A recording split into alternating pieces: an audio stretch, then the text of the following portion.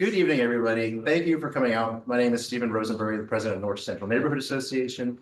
And we made this date before I realized it was one of the bigger party nights of the year.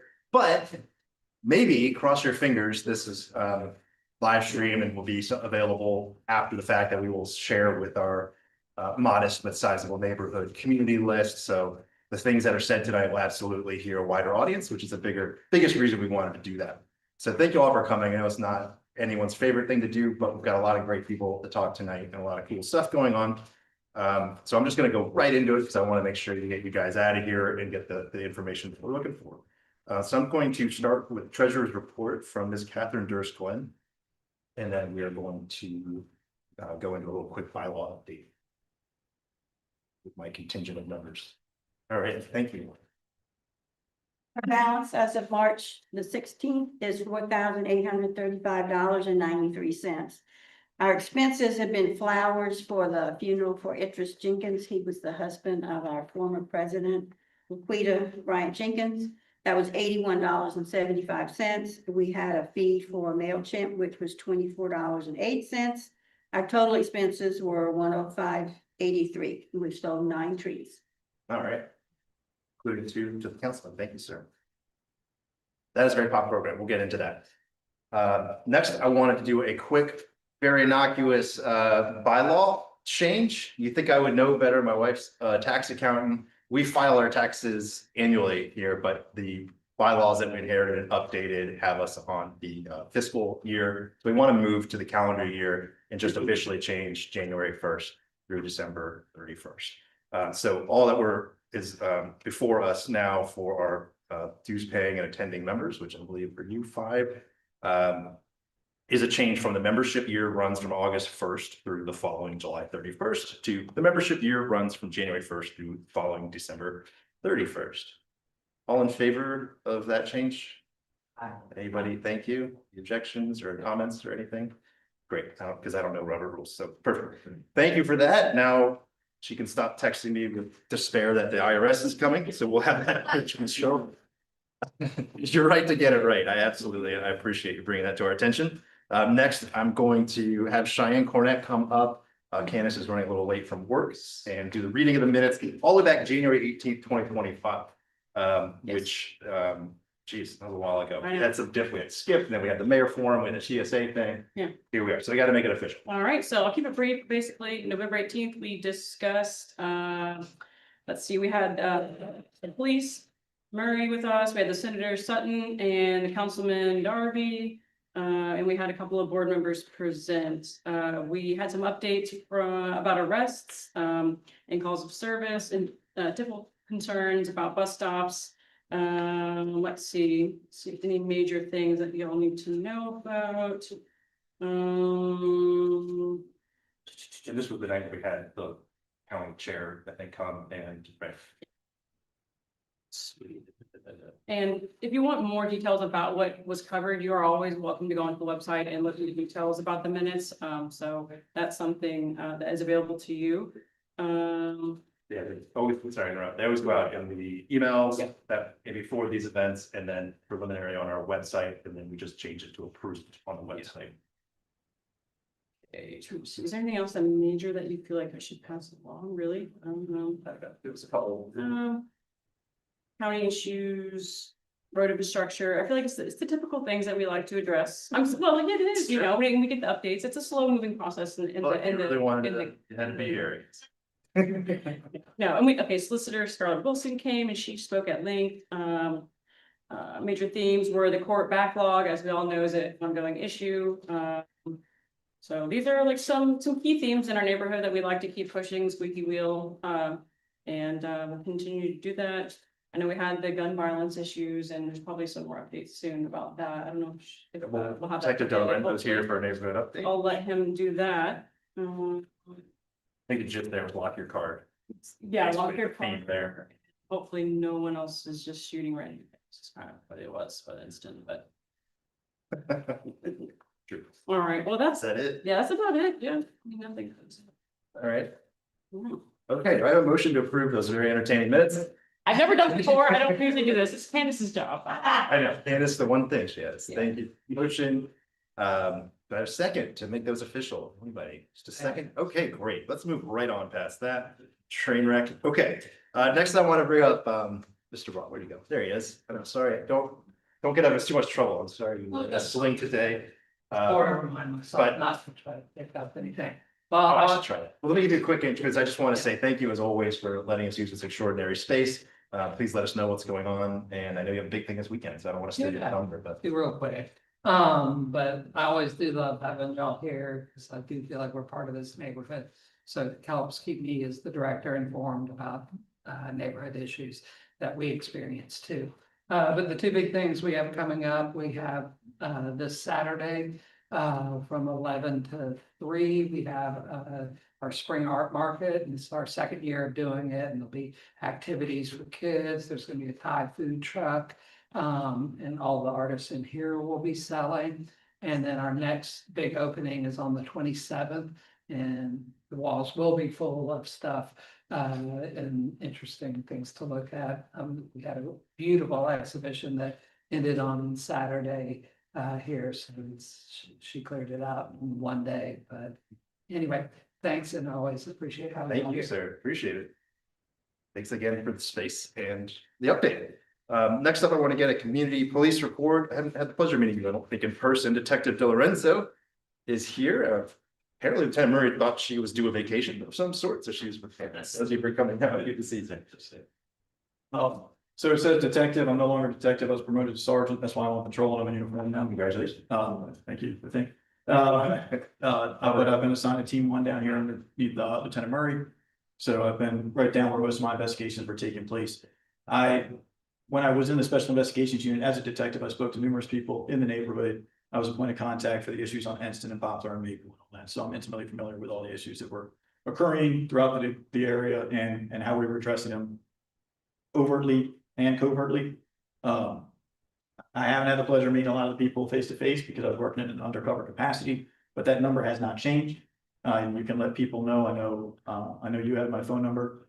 If you want to let the people know that we're contacting me, you can continue contacting me on that phone number. You're more than welcome to do so, and I'll address them from a uniform capacity.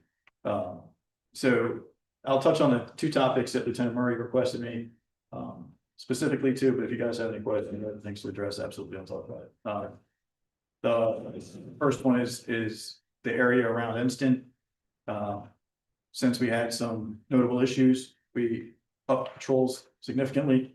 I've only been back on patrol for about 2 months, but that's about the time I think that they started really upping the uniform patrols. I personally have my squad out there regularly. We do foot patrols, we make contact with homeowners. The covert side, investigation wise, there were several attempts just for the whole street because there's a lot of activity between that whole corridor between Maple, Poplar, Simmons, and Enston to try to run some what we call like kind of takeoff investigations. People are coming through, making sure that they're following all the laws, making contact with individuals, making contact with frequent flyer individuals that are in the area that we knew to be either people that have caused problems in the past or people that we can genuinely go up and talk to and get information from, just making as many contacts as we can in the neighborhoods. And I think the guys have done a good job on that. And on my squad, they do that. I've been really pushing these guys to kind of get out on foot and be more visible. Even if whether it's one house popping off, whether it's a whole street, whether it's a whole neighborhood, visibility is a key for us in uniform. It acts as a deterrent. Sometimes it distracts away from maybe an investigation that's going on under the radar. So it prevents them from being able to follow through on that. But I think the rub is worth it sometimes to prevent it from happening in the first place. It's sometimes better than trying to catch somebody in the act of doing something. So there's a lot of that going on. We have multiple different squads. Most of the sergeants, all the sergeants are on board with the same kind of methods. The other thing, and we can cycle back to that if you guys have questions about that, but the other thing while it's still fresh in my head is the low line project. Again, I've been getting out on foot regularly, walking the fence line. I've been in contact with Mr. Lee, whose name is Bronson Lee. He's the safety coordinator for the low line project, for the construction project. So they put up tons of no trespassing signs between the 2 fence lines. Just last week, I think I found 3 different holes cut in a human shape that people can creep through. And they're all in the places that we kind of expected them to be, the dead end of Poplar, the dead end of Simmons. And those have been sent to Mr. Lee to address. We have, due to those locations, we do up our patrols on those locations. We know typically why those holes are cut there and where they're traveling to through those destinations. So we're keeping an eye on them until those issues are addressed and fixed. Thank you. I wasn't aware of that one, but I guess we saw that coming. So that's great news about, I've noticed I happen to live in that corridor off Maple, so I've noticed improvements. So it's probably just a combination of all the above. We've got presence, other things going on. So I think it's a combination of that and circumstance. I mean, I think, things tend to spike and die down. All credit doesn't go to a police department or community for everything. Sometimes it just does die down and it could spike back up. That's why I think at this point, heavy presence in these areas, and we try to be pretty present in this whole corridor anyway. There's a lot of foot and bike traffic. There's a lot of bus stop traffic for people that are out of the area coming through. We're familiar with a lot of the guys that are here hanging out on the bus stops and the people that, don't have a place to go, and we have a good relationship with a lot of them. So a lot of them are going to listen to us if we ask them to move along or if they're involved in something they're not supposed to be. And we prefer to deal with it that way, but it does get to the point where it becomes harmful, or whether to them or the community at large, and then we take enforcement action. But I think we've had a pretty good balance, especially in the last month. A couple of squads are really good, especially during the daytime. I've been in contact with a lot of these guys. okay, great. Any questions? Yes, sir. Can you say any more about the end of Poplar? We're on that part of the street. And I'm just curious where people are going. They're climbing in those holes. So that's been like an established cut through for as long as I know. Oh, And it looked like they just weren't gonna have a fence in their way. Right, yeah. So in all the time that I've been walking up and down since the low line project came up, I've never found anybody actually between the two fence lines. I know it happens, it just hasn't been cut through. So I'm not sure that it's heavily traveled right now, but it's certainly traveled enough where they felt compelled There are to, holes on the other side. which, Meeting Street. yes, Main Street side. yeah, and in fact, I think the Simmons hole is on that side. It's in line with Simmons Street. And that was just brought up to me today. I didn't see that one last time I went out last week. The two on the Poplar side are both on the King Street side. And I didn't even walk the whole thing again. And I told Mr. Lee the same thing, like, he probably doesn't want to hear from us every time we find a hole, but I'm gonna send it to him every time I find a hole. I'm sure it's just, you're trying to catch water in your hands. Like, you're just gonna keep repairing the same thing over and over again. Right. But I absolutely, if you guys do see that, just call it in, even if it's just a, hey, can you check this out? We don't need a police response, but can you come out and just notify, or call my phone, let me know, and I'll pass it on to the right people. It becomes a problem because for the most part, some people are so used to that travel point. Yeah. They're genuinely using it for some legitimacy. And it has cut them off, but it becomes a major problem because of the little pockets that we have of narcotics activity and things like that, where that becomes a route that they can travel. And technically, when they fall between those two fence lines, they're violating the law because it's clearly posted no trespassing. It's not only construction property, but it's city property. Yeah. And it slows the whole process of the little line down. And it just Part of becomes, the problem is that the east side there is kind of a food desert. So anybody who lives on that east side, they have to travel under the expressway to get to the food line. But the Oh, food yeah. line is the closest place to get the food. Yeah, And that, that's a lot of. we've been there for 4 years, and that's where a lot of the traffic's going. People If- go back to their. If they're not buying drugs, number 30, they're going to food line. no, and I think most of the people that are crossing through there do not have any, malicious intent. I think they are genuine, they're trying to get their groceries. They're trying to go to the store, they're trying to go to the grandma's house, and they're just so used to that, they don't want to walk. A lot of them are on foot, you gotta walk a whole mile extra to come out. So maybe when I talk to Mr. Lee again about when he does that stuff, maybe there's a way they can cut that fence line and leave a gap or something, so that there's travel points, I don't know that. Well, I think the city needs to come to grips with food desert issue, because that's the main problem. People who can barely afford to live are having to travel long distance to. All right, well, let's keep the pressure on to build a low line so we don't have fences anymore. They can Yeah. travel safely across. That's the lead problem. Hopefully the low line project is quick and we don't have to deal with this for very long and it doesn't become an issue. I 1000% agree with you on that, on a completely non-police note. I came from the Baltimore City area. And you want to talk about food desert? I mean, they had nowhere to go to get food when you live inside the city. And it just wasn't practical for living. They had to go a lot farther than crossing there. So I don't want to see that happen here either.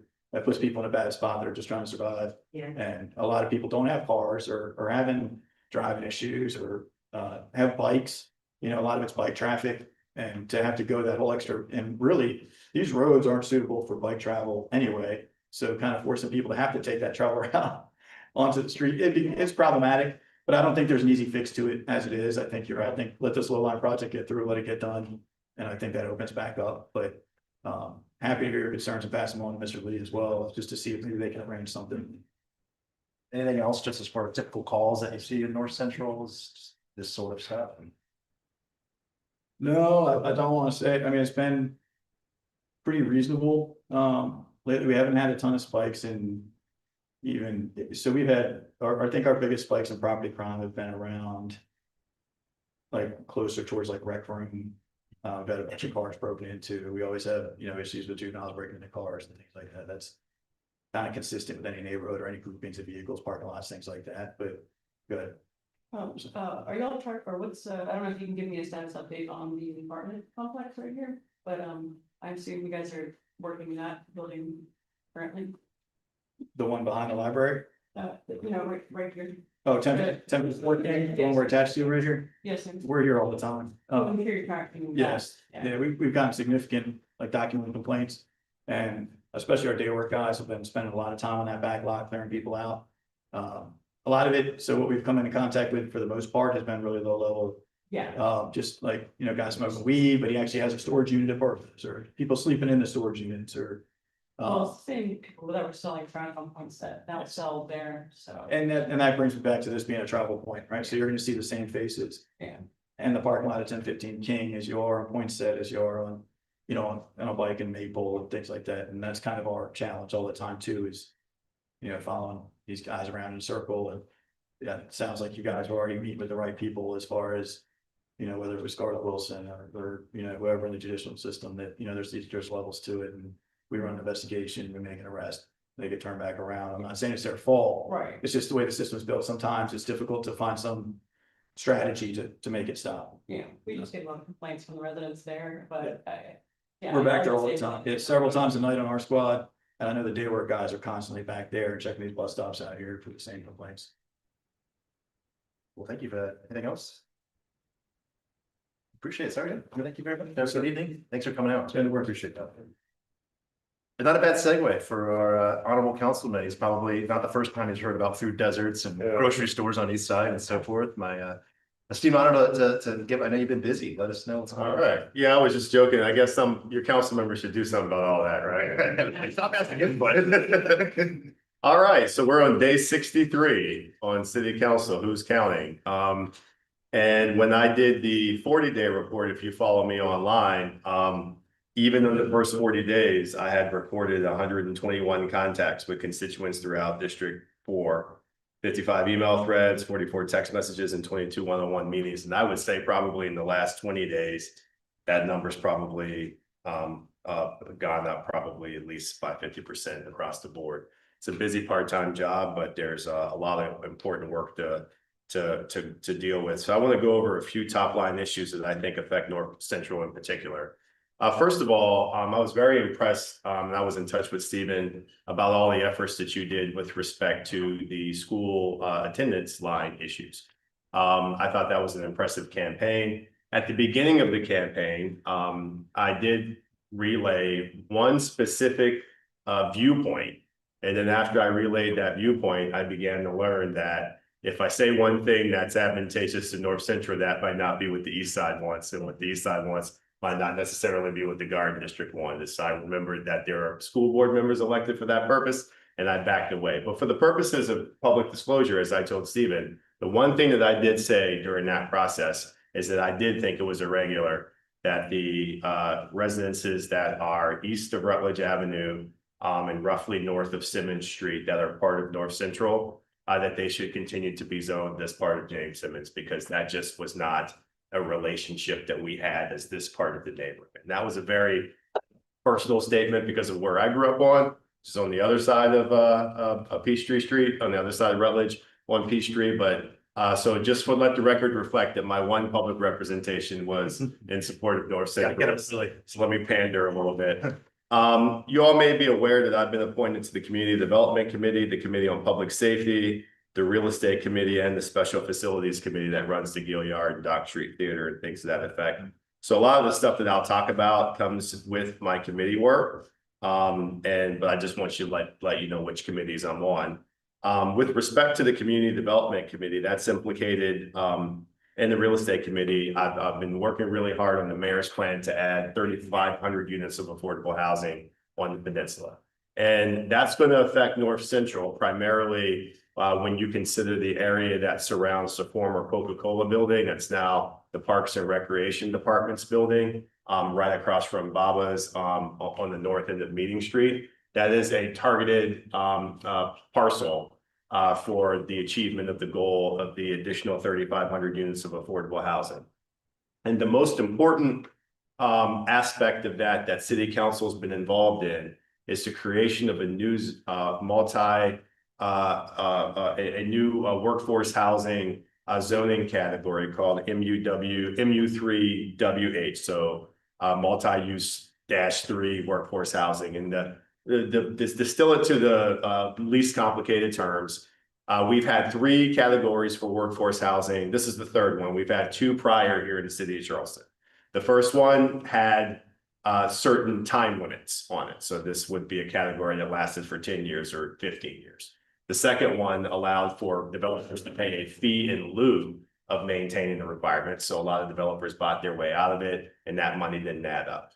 This 3rd category is going to have perpetual covenants, which means if you sign up for it, you have to maintain the affordability restrictions in perpetuity, and it doesn't have the fee in lieu protocol. So that's what makes it superior to the previous 2 attempts.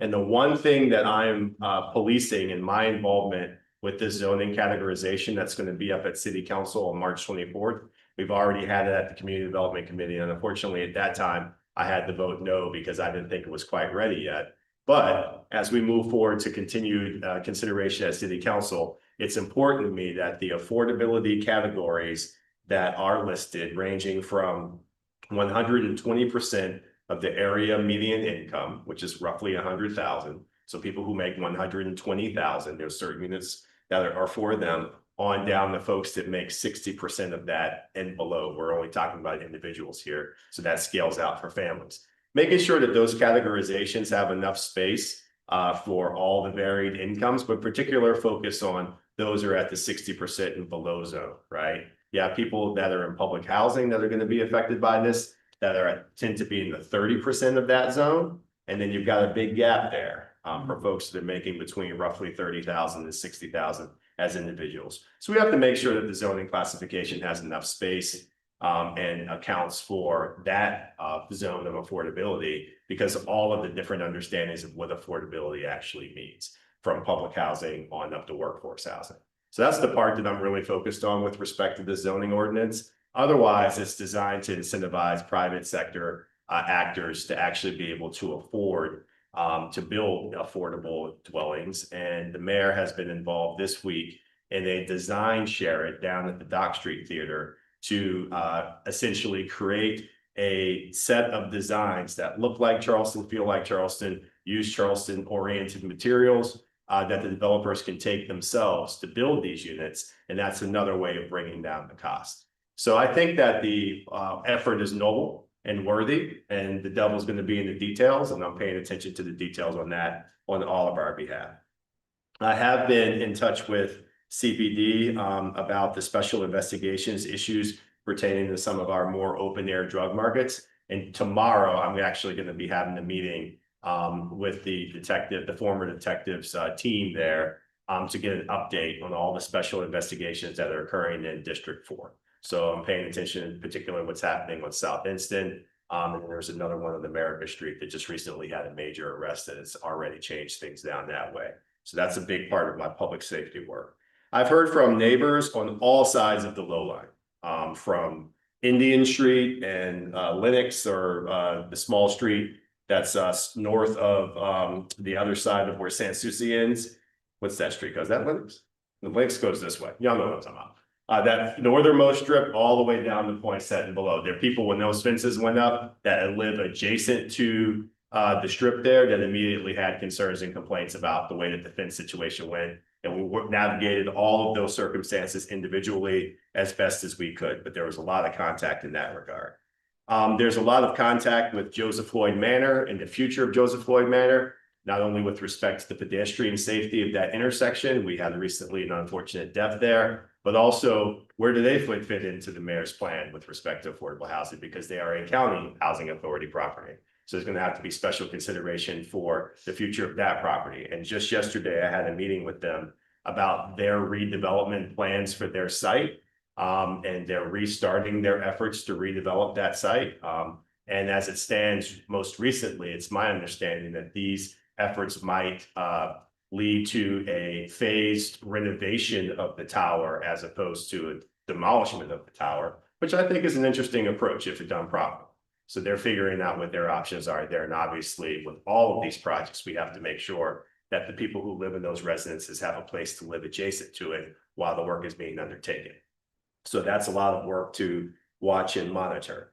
I'm very concerned as always, and I talk to Councilmember D'Alessandro about it all the time, to make sure that we have safe crossing on Rutledge Avenue and that we are overcoming the state road issue to accommodate that at Sans Souci, at Peachtree, especially improving the crossing at Simmons. But people should be able to cross Rutledge safely without the state road excuse. That also counts here for King Street all the way down, as well as bike safety. And obviously Meeting Street is not safe to cross at many passages as well. So we together are working on an Upper Peninsula safe east-west crossing path for the major thoroughfares, and North Central sort of sits in the middle of that and is in the need of the most ways to get in and out as pedestrians and as bicyclists, with and without the low line. So that's a top concern of mine.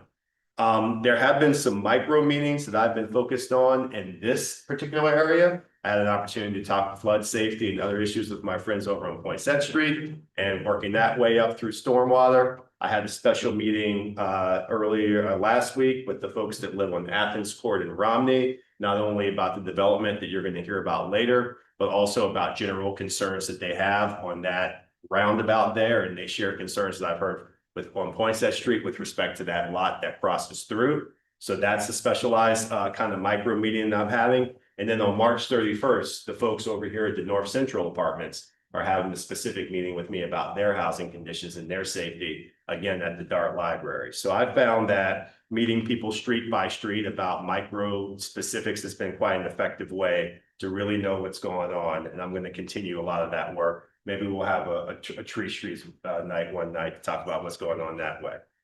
Stephen's spoken about it in a newsletter, but keeping our eye on and have mentioned to the Parks and Capital Department about the future of the site that's next to Rodney Scott, that the city invested $600,000 of public money to tear down the former Masonic Lodge there. And I believe that with a lien on that property at that size, that we should absolutely pursue some modicum of a public usage of that lot, be it a park, be it the playground, be it as Stephen and I talked about, some share with Rodney Scott. But North Central, with the exception of the Vivian Moultrie playground north that way, or if you're crossing into Corrine Jones, or if you're crossing into Eric Singleton, there's actually very limited playground and park space for kids without crossing streets in this North Central strip. So I think that's a great opportunity for something like that. And the city's already got skin in the game. So we're going to push forward on that.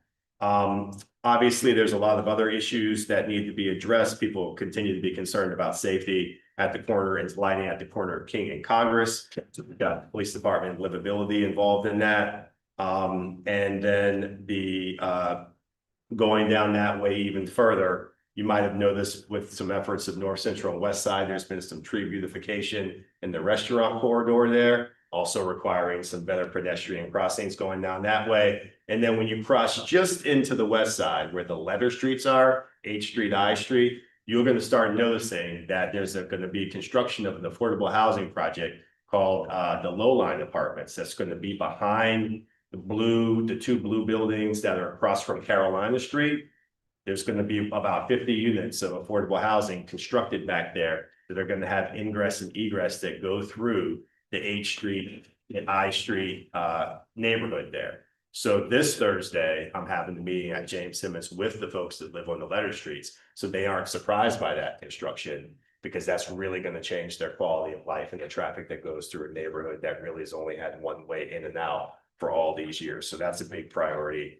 And you all should be aware of that. Also, another big priority are the plans to enhance Hugie Street as an east-west corridor from Hagan Avenue all the way to East Bay Street. In the next couple of years, there's going to be a lot of work on that corridor it's going to include both environmental solutions by pedestrian and bike facilities. And as it stands right now, it's a bumpy ride. So we all have to make sure that that's done properly. And I don't want that to go down with the botched way that the Romney Street repaving went down. That was not done well. And we have to make sure that this is done better with proper notification. We aren't pouring concrete over the drains and all sorts of dumb stuff like that. So I'm watching that quite carefully, and I'm getting ahead of that because you got to get ahead of it. Is that a part of city plans or is that TST planning? TST funding executed by the county, as was on the previous TST run. Oh. Yeah, so it could be the same thing. Okay. We could wake up one day and that's just gone. So we got to make sure that that doesn't happen. And then my final note that I'd say, which I think is important for the North Central audience, is that I had the wonderful opportunity to celebrate the birthday of the Reverend Alma Dungy, who was a former president of this neighborhood association. The community center boxing gym up the street's named after her. If you grew up around here, you remember that Reverend Dungy used to walk up and down and everywhere around these streets at all times. If you saw Reverend Dungy there, you knew that you were in the right place. She can't speak now. She's in her 90s and she's challenged in moving around and speaking, but they had a lovely birthday party for her over in West Ashley that I had the pleasure of attending.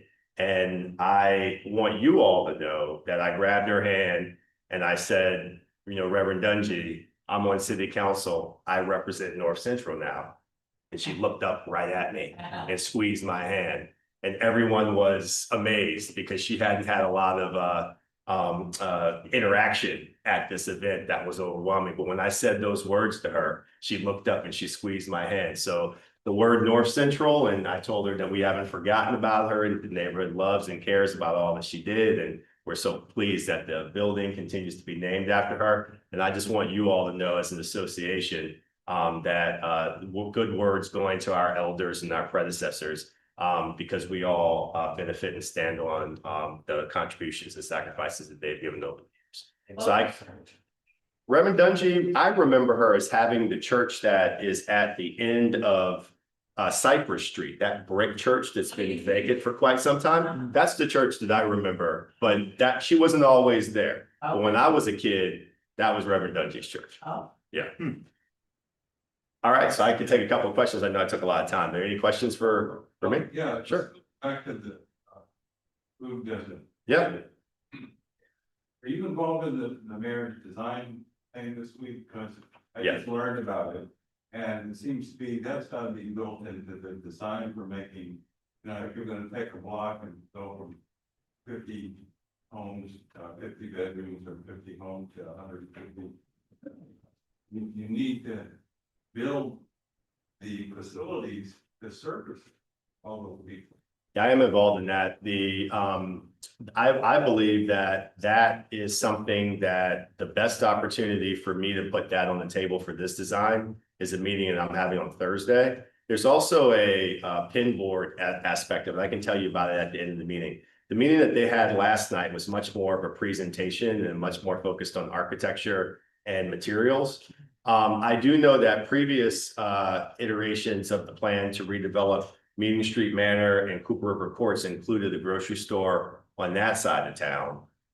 So I don't know where that lives now. I think what you're saying is well spoken and important. I have also mentioned, because I do remember during the campaign, Councilmember Mitchell had mentioned that he had been in conversations with the developers of Courier Square with respect to the former Meeting Street Piggly Wiggly in that area. So I did bring that up with the developers of Courier Square, and they kind of said that what's going on with the Meeting Street Piggly Wigglies outside the scope of their design.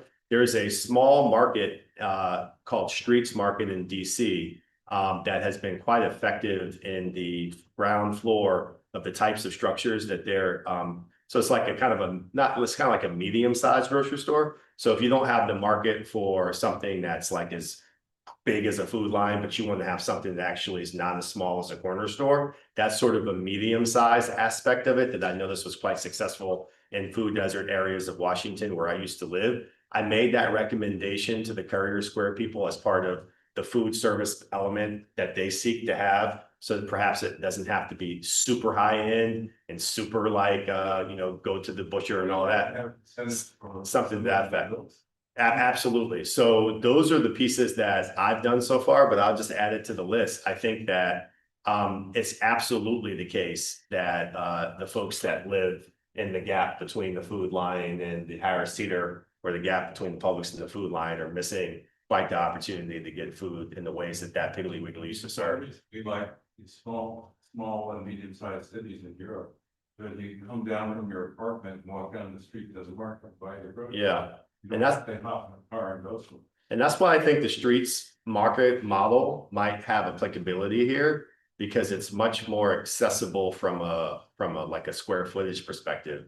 And it's one of these things where maybe we might be casting our net too far to think we're gonna have a grocery store that requires too much of a footprint with parking and all that, when we might actually need to go back to the neighborhood market that's a little bit more enhanced than the corner store with just the potato chips and all that. If they can make money, they'll do it. Yeah. So I'll make sure that when I meet with them on Thursday, Delisandro and I are having our own sort of design meeting for both the east side and west side aspects of the mayor's plan, and I'll make sure that I mention that they absolutely should put a placeholder for food service, fresh food services in those plans, for sure.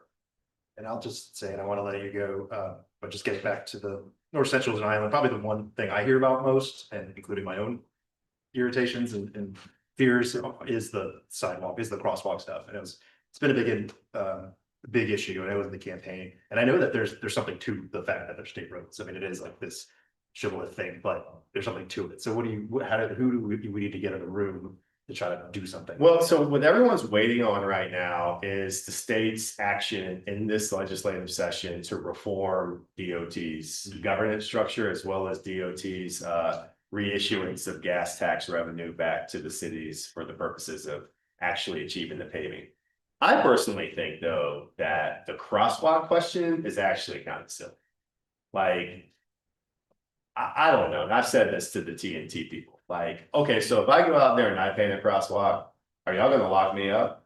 And he's like, no, but we just want to make sure you use the right paint. And I'm like, what's the right paint, man? Yeah. You know what I mean? And so I feel that I'm going to, and again, 60 days in, like I only have just a little bit more quarter for the excuse for crossings before I really am going to start to push hard within the city for us to affirm the basics. I could see why it might be costly and challenging for you to resurface an entire road, right?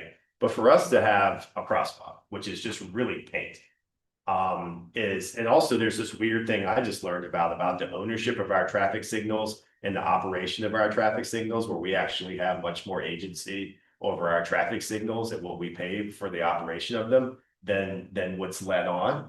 So I think that there's a lot to do. And again, I live on the other side of Morrison Drive at the end of Romney Street, right? So walking and crossing is just Frogger all day long, right? So believe me, the crosswalk issue is, I'm reminded daily of the crosswalk issue.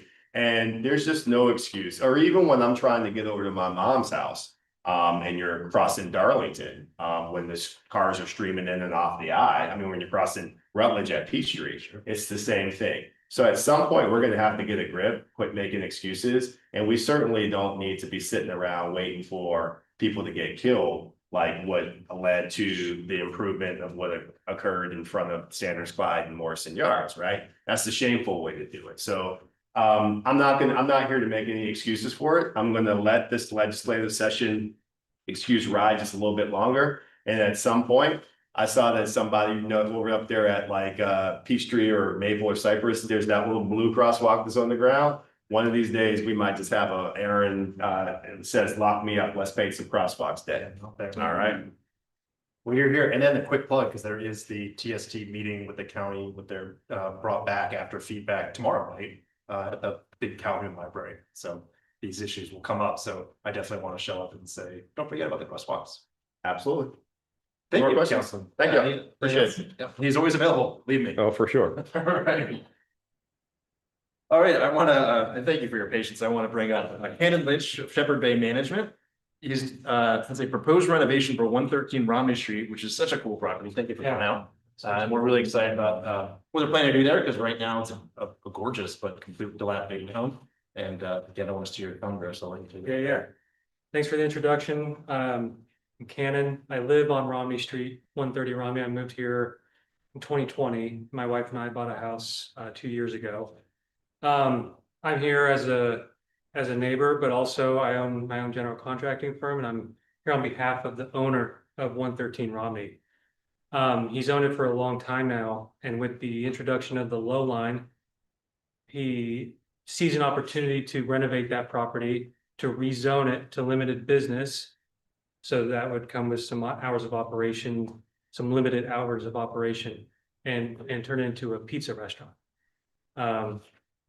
The vibe of the restaurant would be sort of other pizza restaurants you see in the neighborhood. Renzo comes to mind, the Alessandro's comes to mind.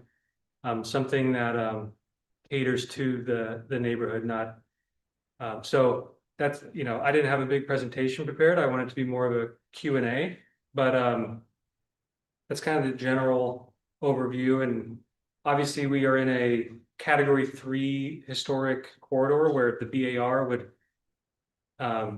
make sure that we are not building anything that they don't approve of. So I envision them making sure that the structure will remain how it looks now, just refurbished. And we would cater to the incoming foot traffic on the low line. So I'll open it up to some Q&A. I don't know. I'm not here to sell you on the project. I just wanted to let the neighborhood know of that plan.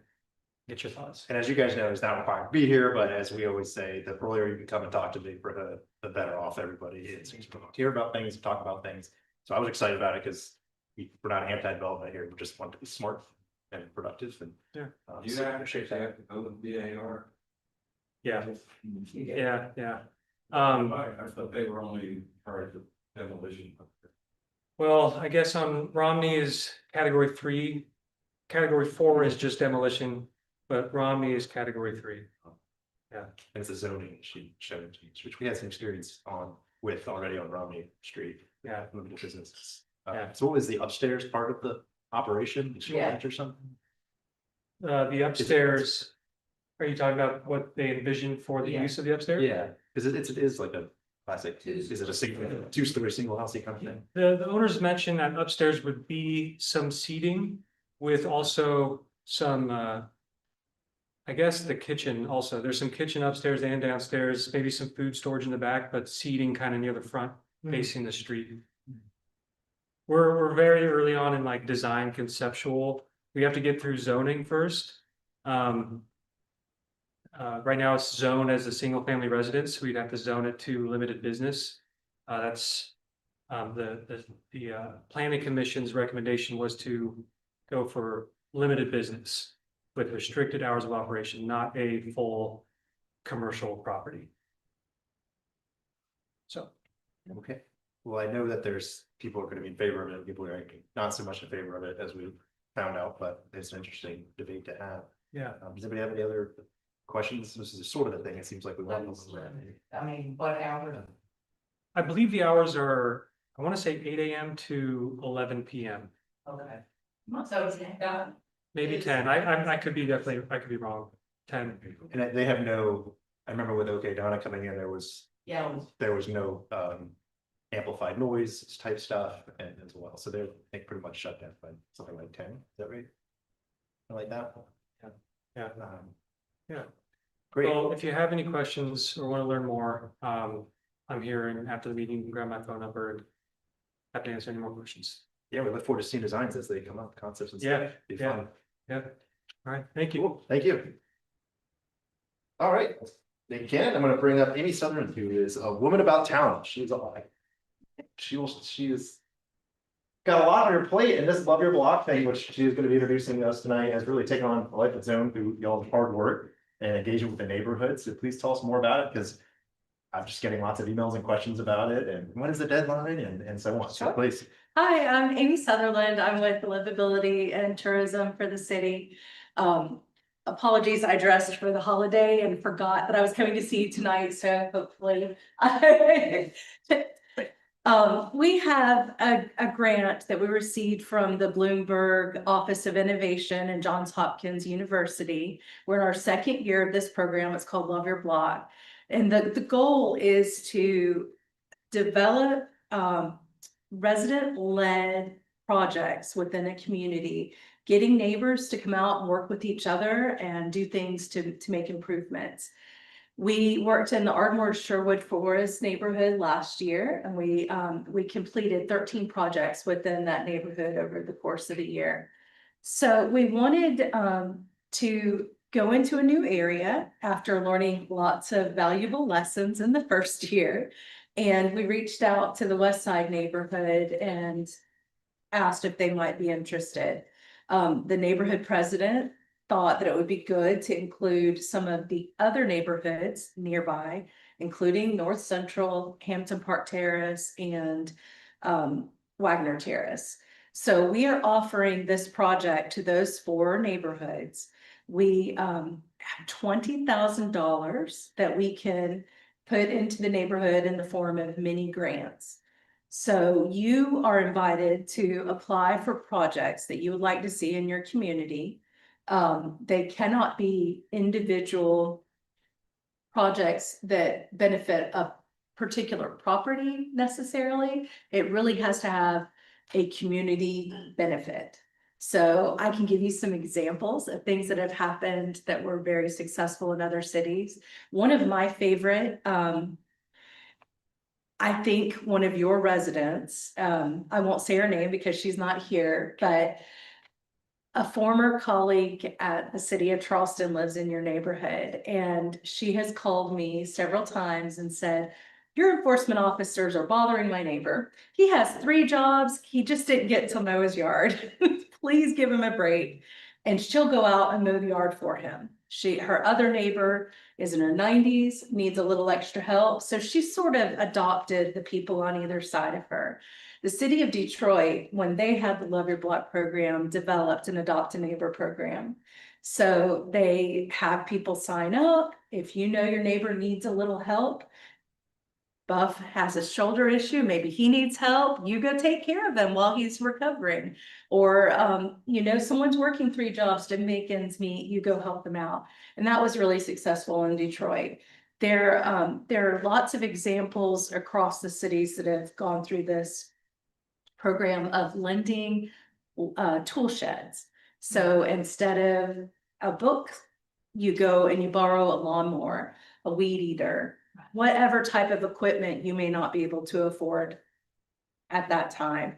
So just think about projects that have a community benefit, something you might like to see, something you think your neighborhood needs. And we encourage you to apply. Even if you think it isn't eligible, apply. You never know. So I've shared with a few of you in the room, when we did this in Ardmore Sherwood Forest, immediately when we advertised that we were doing this, a local painter reached out and he said, I want to paint a house in the neighborhood free of charge. He donated the paint, the labor, everything, and they painted someone's home. So while that would not have been eligible, we were able to get a donation to make it happen. Murals, artwork, things like that may be options. Neighborhood cleanups. We did a neighborhood cleanup with your neighborhood last year with Operation Neighborhood. We just did this weekend in West Side. We can maybe do some more targeted, block by block type things. I mean, think about what you would like to see and please apply. The deadline is March 27th. We will make an announcement on April 22nd, which is Earth Day. of who those winners are. We'll have a community celebration at Mitchell Playground that day. We'll give you more details as we get closer. But we'll make the announcements and we'll start getting to work, and those projects will be completed by October of this year. Okay, any questions? Because I'm sure I missed a ton of things. Council, what was the type of paint that we needed to apply for? That is a possibility. Tool sheds interesting. You were the first to tell me about the tool shed concept. And there is a local group led by an architect who I've been actually meeting with they're looking to develop this community tool shed. There may even be workshops that you want to bring to your neighborhood. So could be something related to planting. It could be repair of a lawnmower. There are all sorts of things that we could think up and use this money for. One of the things that we found is we were able to get so much accomplished with volunteer work that the money was really stretched out and went much further. We want the community to volunteer, but we will also we brought in Boy Scouts, we brought in the Citadel Cadets. I mean, others want to come and participate as well. So there'll be lots of hands hopefully to help with whatever you think of. And one thing that you told me, which I thought was interesting, was even if it's not technically something that we can get funding for, because it might need city approval and just all this stuff is not going to happen in the next couple of weeks, but it does help us put things like that on the radar. So my immediate thought was Councilman's point about Vivian Anderson Park up by Mount Pleasant Street. It's good use of love. Good use of fence to make it a little bit safer for children and so forth. That's not something that we're going to be able to get done and approved with the city by then, but it was something that you encouraged me to pursue because it kind of helps people understand where the priorities are. Sure, absolutely. So there are handouts, there are applications. You can also do it online. Just a little bit more information. We have a woman named Jonna who's working on this project with us, and hopefully we'll be advertising for a second part-time position to help with this for this year as well. So please reach out to us if you have questions. We encourage you to apply. If you need help applying, Jonna can be available to do that as well. And I'll hang back in case anyone wants to talk after. Sure. Well, we've got some great speakers left that you can thank you. learn from. Thank you for that. I'm gonna give a quick round of applause because this is a lot. And this is a lot to take on and to organize so quickly with the neighborhood. And other cool things are going on in the neighborhood. I've got my guests this evening. Are you speaking? Who's speaking? Is Mika here? No, I've never actually seen Mika in person, so I wasn't sure who was here yet. Okay, we're gonna go move right along then to Michael Sam. Is he here? Okay, good. Good evening, everybody. Director of Sorry, I'll continue. It's kind of a main event. I really wanted to geek out on this, and thank you for your patience with me. I was probably really pushing for this, but it's Charleston Water System. You're the Director of Communications. You were going to review a little bit about something that we all take for granted, but is so interesting, and I'm just going to go geek out with the guys. Thank you. Yeah, thanks for the introduction. My name is Mike Say, Director of Communications. We started this conversation in the fall for me to come out here, but it was very fortuitous that it got delayed until March. There's a whole lot that's developed on the lead front. I'm here to talk about anything and everything y'all want to talk about, but I've handed out slides around the room. It's all about lead because there is a whole lot of lead in this community, but we keep you safe, even though it's there. But we're about to start taking it out, and that is going to bring some unbelievable construction. Many of the streets. So let's talk about lead. Just to give you all a foundation and a baseline about lead in drinking water, you hear about Flint, Michigan, things like that. But people I don't feel like don't understand how lead gets into drinking water. You can flip through these slides along with me. First one says that lead does not occur naturally in drinking water. Yes, it's in streams and rivers and reservoirs, but not in a high enough concentration to pollute the water and instead move down to become drinking water. It's so it's not in our hand-to-hand water treatment plant, it's not in our storage tanks, it's not in our water mains. So our water arrives to your community lead-free. But what happens is it encounters lead once it leaves the main. And that can happen in a number of different places. First and foremost in this scenario is a lead service line. The service line is the line that goes from the water main all the way to the home. And there's a water meter in the middle of that. The service line from the main to the meter belongs to Charleston Water System. And the meter belongs to us too, but the pipe from the meter all the way to your house belongs to you as part of your premise plumbing. A lot of people don't understand that. Charleston Water System has 6,400 lead service lines in our system. They're all between the Battery and Cosgrove Ave. 100% of them. There's none in West Ashley, Johns Island, James Island, Daniel Island, anywhere else. It's due to construction age.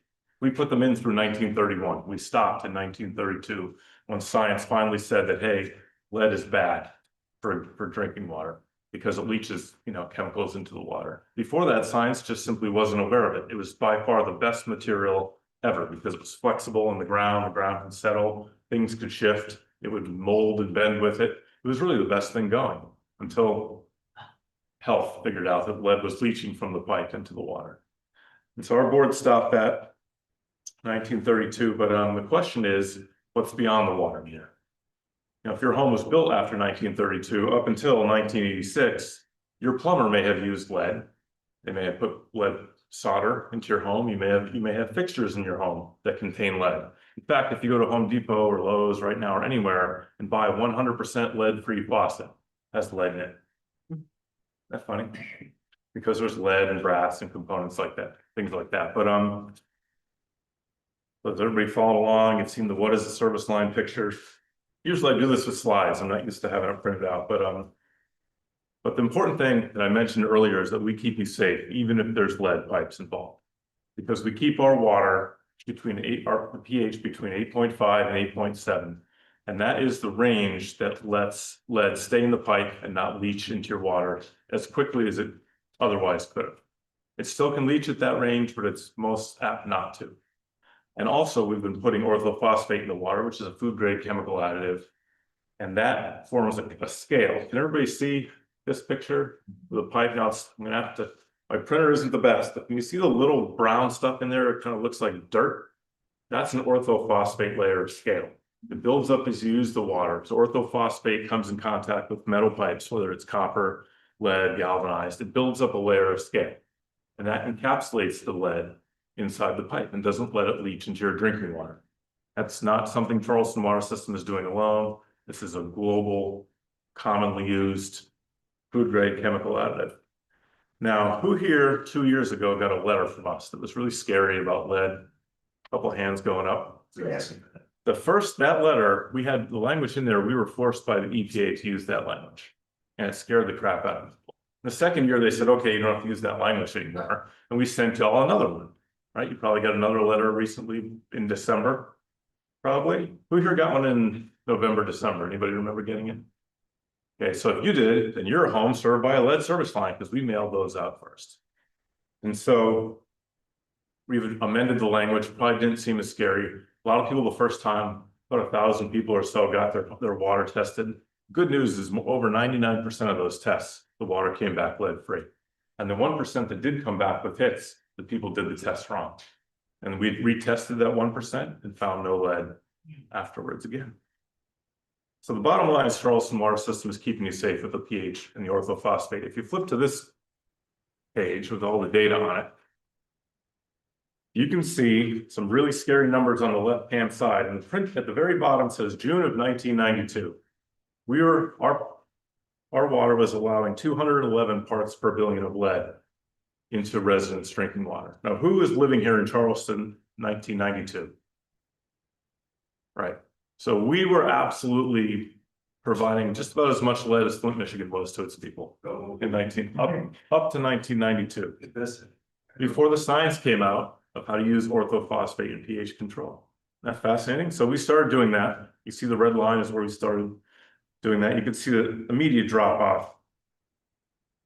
With some tall bars here in the first year or so. And then the second year, the orthophosphate really kicked in and drops down to the 30s. And about 2 years after that, we got underneath the red line, which is 15 parts per billion. That's the EPA's lead action level. It says that utilities have to treat their water differently if it's above there because it's not safe. That's been their action level since 1992, but in 2027, they're going to reduce it to 10, that little fine blue line. But you can see all those years, all those tests, we've been below that blue line. These tests, this data, the 3, the 4s, the 5s, the 1.3s, all those tests are from homes predominantly, they include lead from the water main all the way to the home. If you look at the last 3 tests, they kind of bump up to 4, into the 4s and 3s. Those are 100% of homes that have lead all the way from the main all the way into the home. So we're still keeping the water below the EPA's action level, but once it gets into the house, we're passivating pipes. You know, we're pulling those lead tests off of spigots outside, maybe not a perfect uniform situation, but inside the home, it's passivated. As it sits and it coats your copper pipes and it coats your lead solder or any kind of fixtures you may have on the inside. So we're keeping you safe, even though you may have lead pipes. Now, one of the things that the EPA's new lead and copper rule requires us to do, and every utility to do, is build something called a lead service line inventory. Who can find your home on this little map? If you need a magnifying glass, what color dot do you have on your home? A green dot. A green dot, okay. Suspected, but Suspected non-lead. So there's a scale there. Red is the worst. Red is confirmed lead. There's not very many of those, only because that requires us to dig a hole and put our hands and eyes on the pipe and say, yes, it's a lead pipe. We haven't gone around and dug up all the streets to see that. But the orange means likely lead based on our records, age of, tap cards, installation records, age of installation. So if you have an orange dot, you probably have a lead service line on our side. Most likely. What happens if both dots next to the house that you grew up in are orange, but yours is green?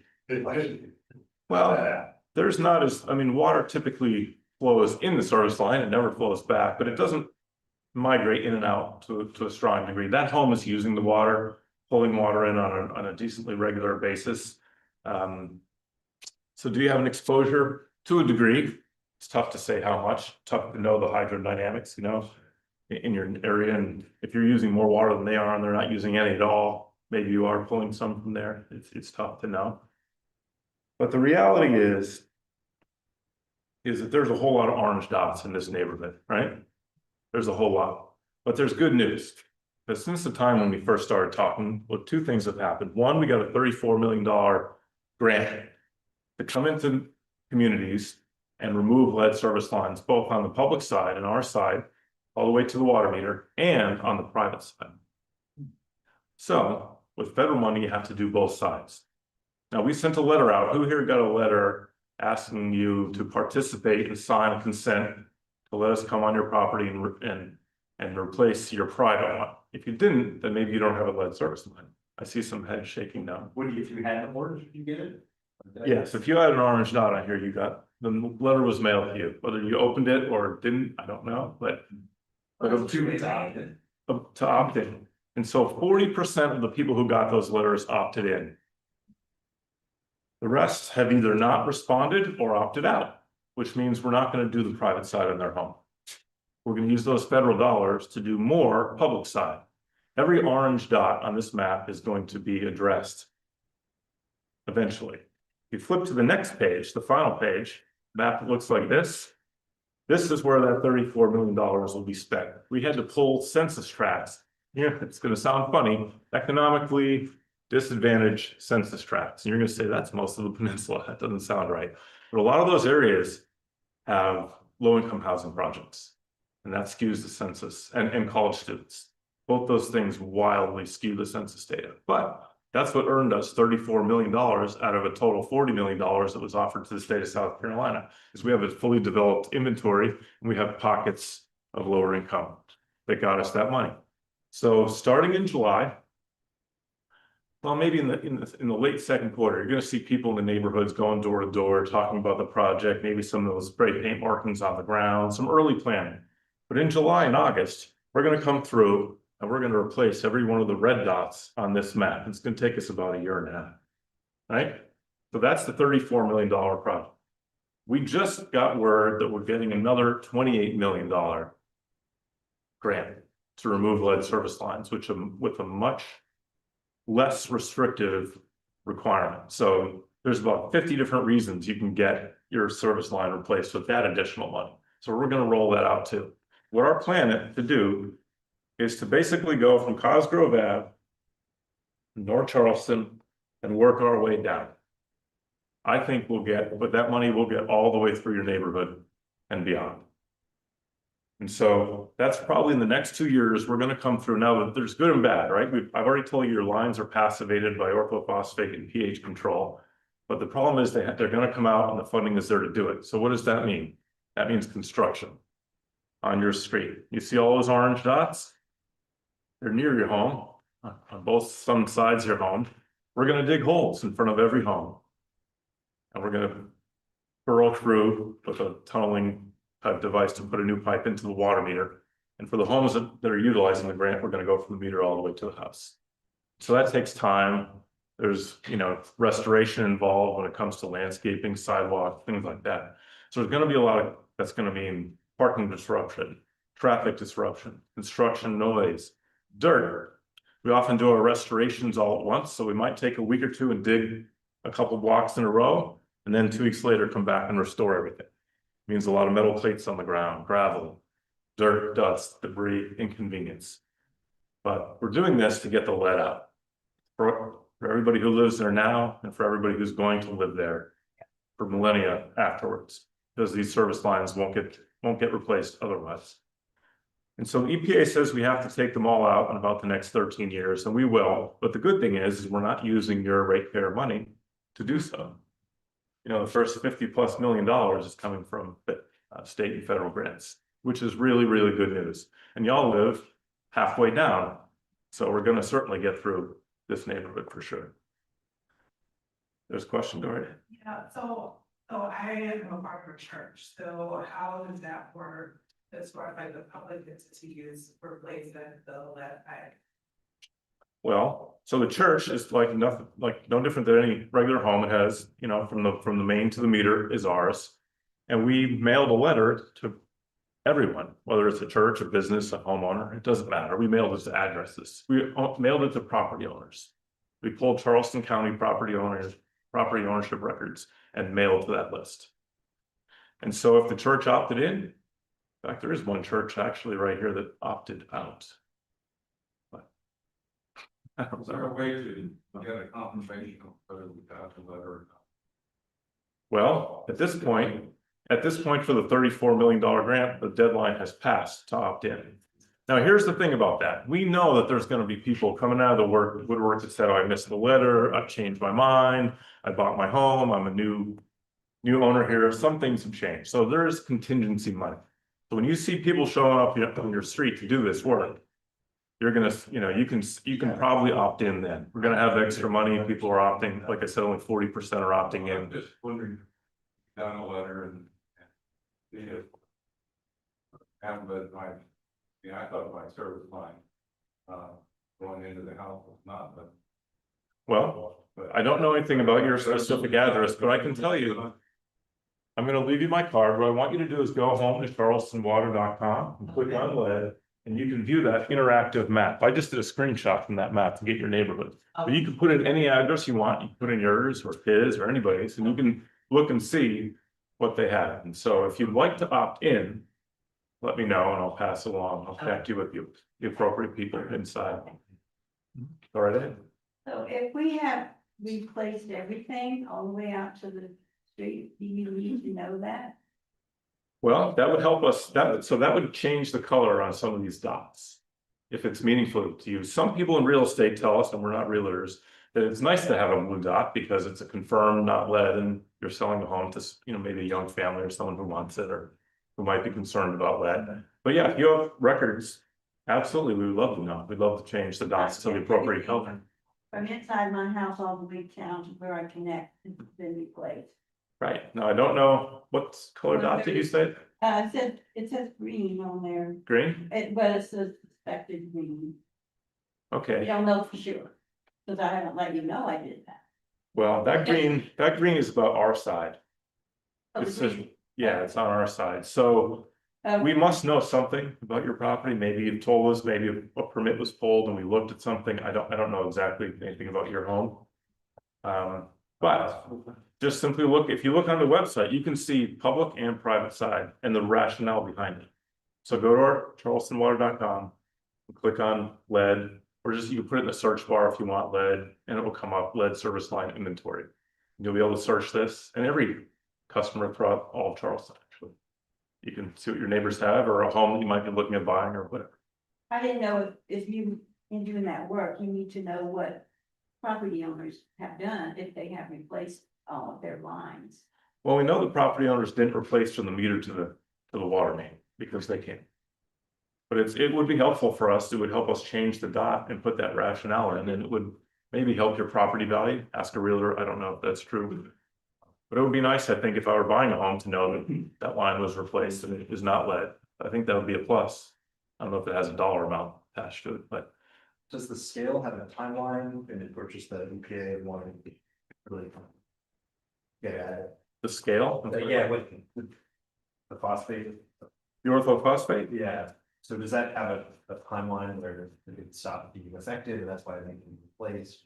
Let's just say that. No, so orthophosphate and pH control work together, but they also don't work if you don't use it. So in time, that scale will break down. If you don't use your water at all, you don't draw that new fresh water with the orthophosphate in it, eventually that scale will break down over time. But if you're using your water like any normal person, it's going to be more than adequate to keep continuing to build that scale. What about the, maybe not myth, pouring hot water in the pasta pots is worse than water? Well, so hot water should never be used to cook with, no matter what, lead or not, because your hot water heater has lots of different metals in it. Maybe lead, maybe not, who knows, but it sure as heck has a lot of sediments and things like that. So every time you run hot water to cook with or anything like that or to consume, you're pulling it from the hot water tank. You know what I mean? And the worst thing you could do is use a pot. Who here has a pot filler faucet? Pot filler means above your stove is a pipe that fills like the big pasta pot. Those are probably the worst thing going because they have the valve they use is like, it's like an open air valve so that the water does touch air and it rarely gets used. How often would you use something like that? And so a lot of brand new homes, fancy homes tend to have them. And the reality is that that water is just sitting there in a pipe for a long time and the chlorine gets eaten away by the bacteria. And we like to say they get very furry, which means they kind of grow a little layer of slime and bacteria on the inside. They're probably the worst thing. You know, we're not plumbers. We deliver the water to the meter. You do whatever you want afterwards, but those are not the most sanitary thing in the world. So that's kind of the skinny on lead. You know, you won't see any Charleston water vehicles. We're using contractors to do it. The bid is out now. We're not sure exactly which contractor. It's one of two. And it will certainly make quite a big mess.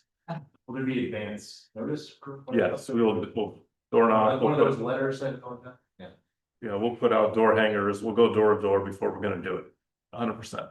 You're saying when they're on the street, you can ask them if your house is included, and if it's not, you can just say, I'm in him. Well, you can start the conversation. How many people do that before you and take up the contractor's scope of work and time or the money? I don't know. But we definitely had 2 public meetings. We went on the media through 2 major rounds. We mailed letters directly to the homeowner. We exceeded the federal guidelines for notification, and we got about 40%. A lot of people told us, hey, I have an Airbnb. I don't want you interrupting my reservations or anything. And so I'm just out. And it's kind of funny because you can see where the Airbnb areas are, and that's where a lot of no's and rejections were, because they don't care who's drinking the water. They come go. A lot of people who rent to college kids didn't want any interruption at all, even though we're only talking about a few hours that the water would be off, an hour maybe or less. That's what we heard. We can't make people do it. And all that means is that those federal dollars will stretch farther and we'll do more from the water main to the water meter.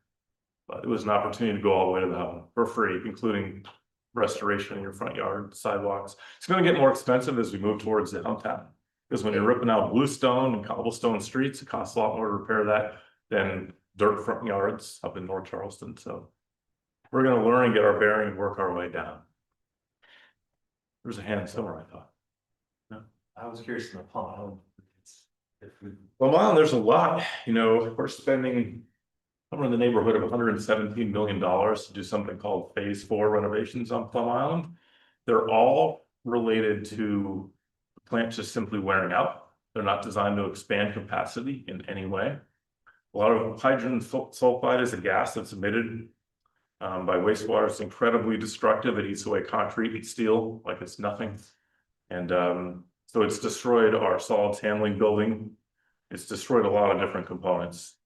And so what we've had to do is simply rebuild a lot of those. We're in the process. We're about halfway through rebuilding much of the beginning of the process and the end of the process. But if you ever drive over the connector and you smell Plum Island, once we're done, benefits, everything we're doing is going to actually reduce odor of the plant. That's not the point, but we're handling the gas, the hydrogen sulfide, better through air scrubbers and things like that to try to protect the renovation. So odor will go down. Our solids building will be indoors.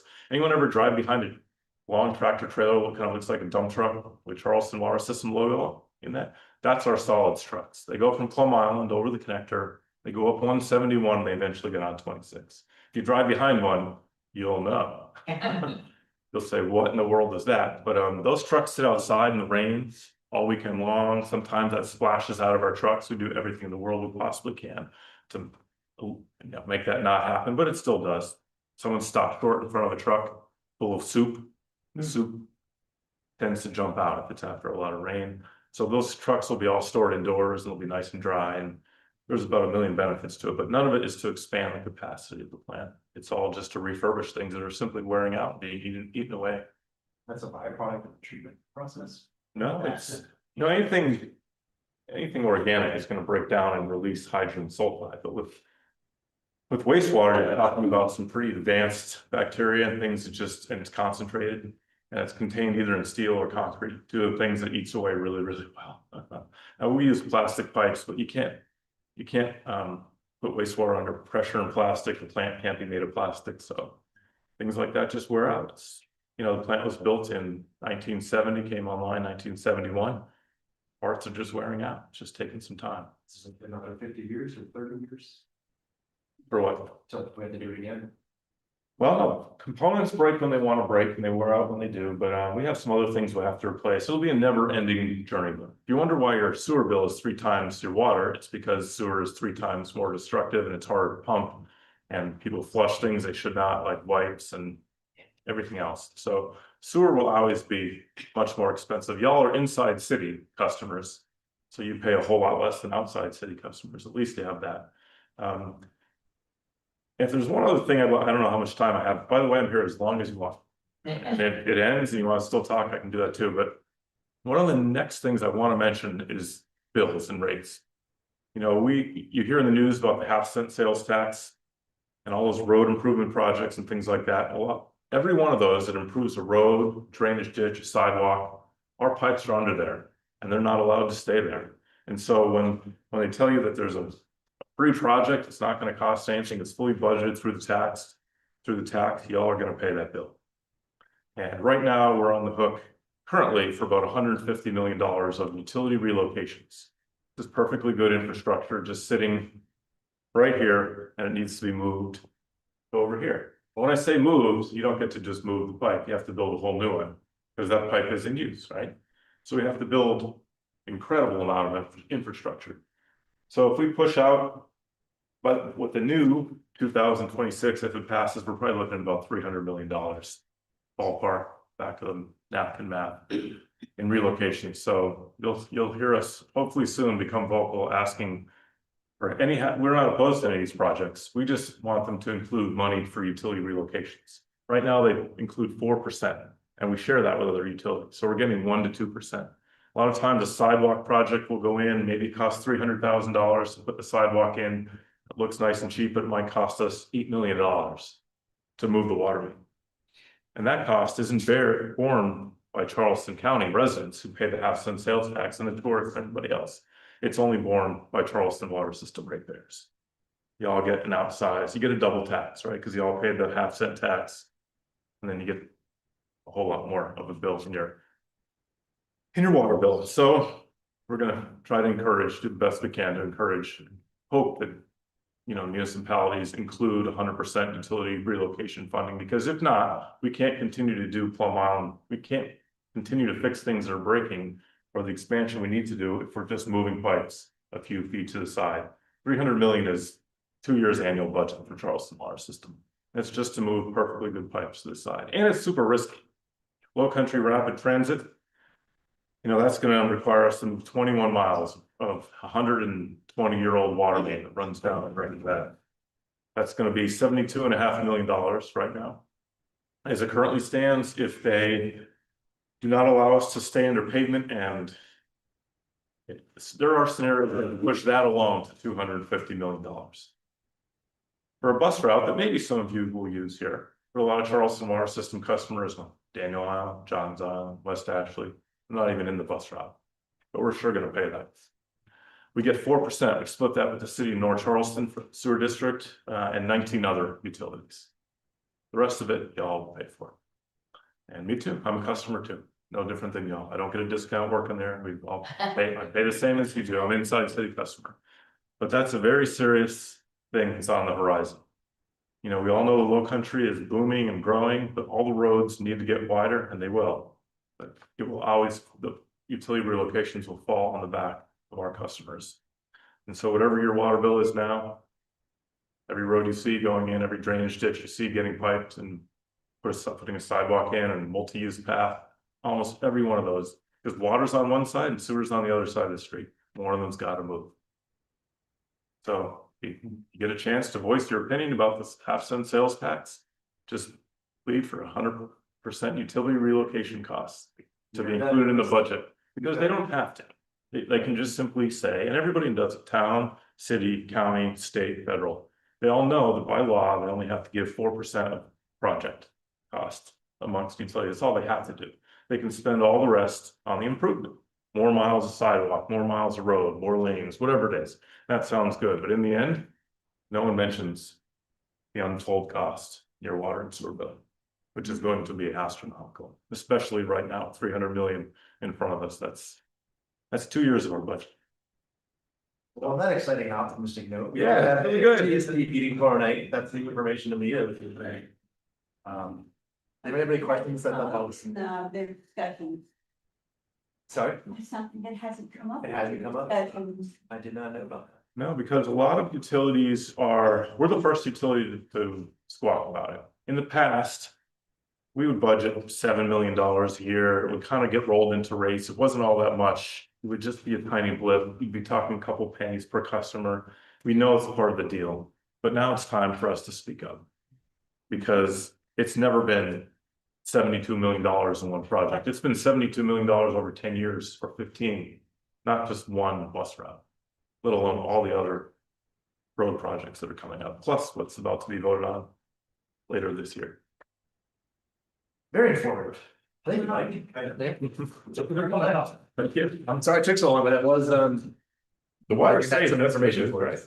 Yeah. Growth is good, we just gotta manage it. Thank you all for coming out tonight and your patience.